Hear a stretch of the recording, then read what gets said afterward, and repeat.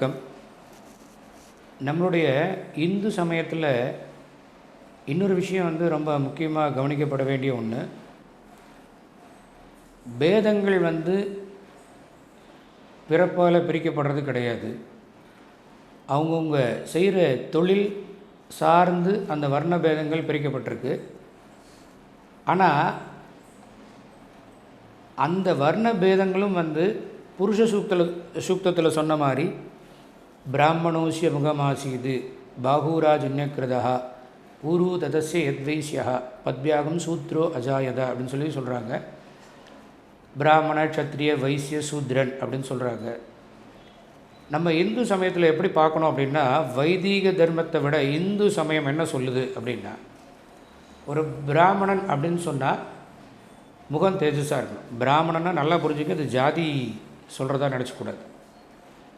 ஒரு நீதிபதியும் ஒரு நல்ல டாக்டரும் ஒரு நல்ல பொசிஷனில் இருக்கிறவங்க மூஞ்சி தேஜஸாக இருந்தால் தான் அவங்க நமக்கு நல்லது செய்வாங்கன்னு நம்பிக்கை இருக்கும். அகத்தின் அழகு முகத்தில் தெரியும்னு சொல்லி சொல்லுவாங்க. அகமும் புறமும் சுத்தமாக இருக்கிறவனுக்கு பேர் பிராமணன்னு பேர். அந்த பிராமணனுக்கு எங்கடா இறைவன் கலை கொடுப்பார் அப்படின்னா, ஃபேஸில் தேஜஸ் அப்படின்னு சொல்லுவாங்க.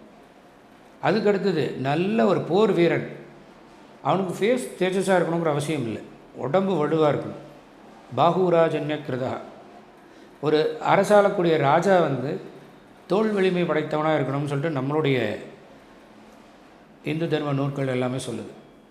ஊரு ததஸ்ய யத்வைஸ்யா, தொழில் செய்கிறவன் எப்போவுமே உட்காந்து தான் இருப்பான். நம்ம இப்போ ஐடி கம்பெனிலாம் பெரிய பெரிய பிஸ்னஸ்லாம் பண்ணுறாங்க, யாரும் நடந்து போய் பார்த்ததில்லை.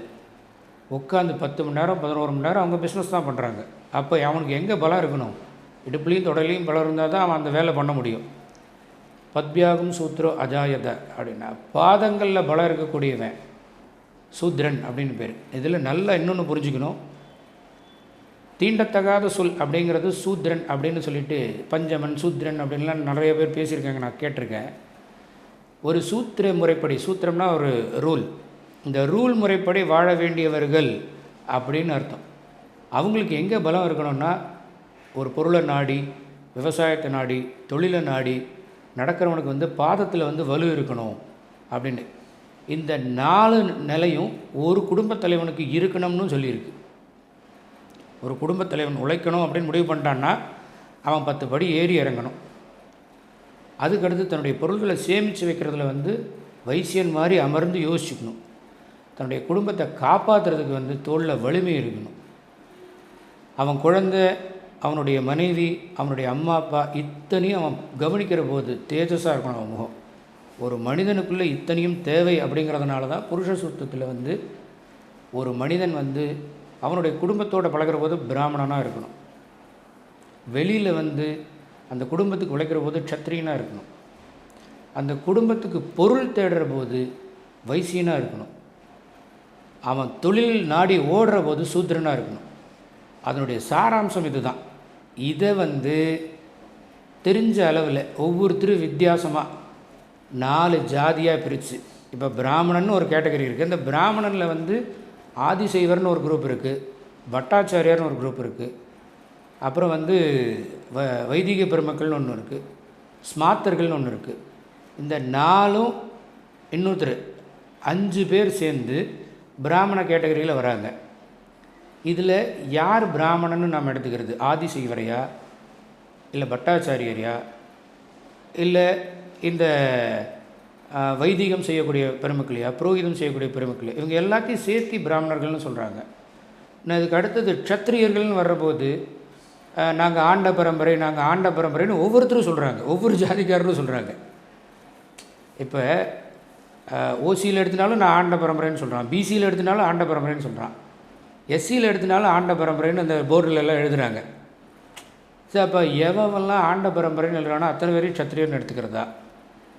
வைசியர் அப்படின்னு எடுக்கிறபோது இந்த அதானி, அம்பானி, அப்புறம் இங்கே நிறைய தொழிலதிபர்கள்லாம் இருக்காங்களா, அவங்களெல்லாம் நம்ம வைசியர்கள்னு எடுத்துக்கிறதா? சூத்திரர்கள்னு சொன்னால் தீர்த்தம் போகிறவனை பூரா சூத்திரர்கள்னு எடுத்துக்கிறதா? அப்படி கிடையாது. ஒரு மனிதன் அவன் வீட்டுக்குள்ளே அவனோட குடும்பத்தோடு எப்படி இருக்கணும்னு சொல்கிறதுக்கு பேர் தான் சனாதன தர்மமே ஒழிய மந்திரங்களை வச்சு அந்த வாக்கியங்களை வச்சு நாம் வந்து பிரித்து வர்ணாசிரம தர்மம் அப்படின்லாம் பேசவே முடியாது. நான் இருக்கேன் அப்படின்னா என் வீட்டுக்குள்ளே என்னுடைய மனைவி, என்னுடைய அம்மா, என்னுடைய குழந்தைக்கு நான் மூஞ்சியை காமிக்கக்கூடாது. தப்பாக எடுத்துக்க வேண்டாம். எல்லாம் இந்த இதில் என்னடா மூஞ்சியை காமிக்கிறேன்னு சொல்கிறாங்கல்ல, அந்த குடும்பத்துக்குள்ளே மூஞ்சியை காமிக்காமல் யாரெல்லாம் சந்தோஷமாக இருக்காங்களோ அவன்லாம் பிராமணன். தன்னுடைய தொழிலை தேடி வெளியே நடக்கிறான் பாருங்க, அவன்லாம் வந்து சூத்ரன். தன்னுடைய குடும்பத்துக்காக உட்கார்ந்து பொருள் சேர்த்துறான் பாருங்க, அவன்லாம் வைசியன். தன்னுடைய குடும்பத்தை வலிமையாக தூக்கி, தன்னுடைய சமூகத்தை வலிமையாக தூக்கி காப்பாற்றுறான் பாருங்க, அவன் சத்திரியன்.